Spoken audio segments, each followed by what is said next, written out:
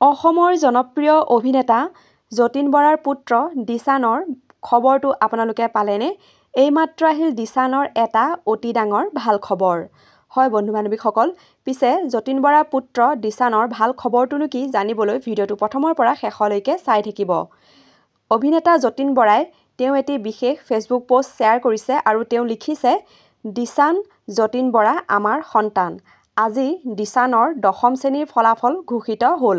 আপোনালোকৰ আশীৰ্বাদত আৰু নিজ অধ্যাৱসায়ৰ বলত ৯১.৪% নম্বৰেৰে দিছান প্ৰথম বিভাগত উত্তীৰ্ণ হ'ল।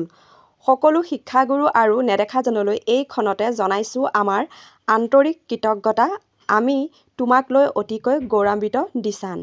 সঁচাকৈ খবৰটো শুনি খুবেই ভাল লাগিল আৰু আমাৰ চেনেলৰ তৰফৰ পৰাও দিছানলৈ বহুত শুভকামনা জ্ঞাপন কৰিলোঁ আৰু সামাজিক মাধ্যমত দিছানক সকলোৱে শুভেচ্ছাৰে উপচাই পেলাইছে আৰু ভগৱানৰ ওচৰত প্ৰাৰ্থনা কৰিছোঁ তুমি আৰু আগবাঢ়ি যোৱা, তাকেই ভগৱানৰ ওচৰত প্ৰাৰ্থনা কৰিলোঁ।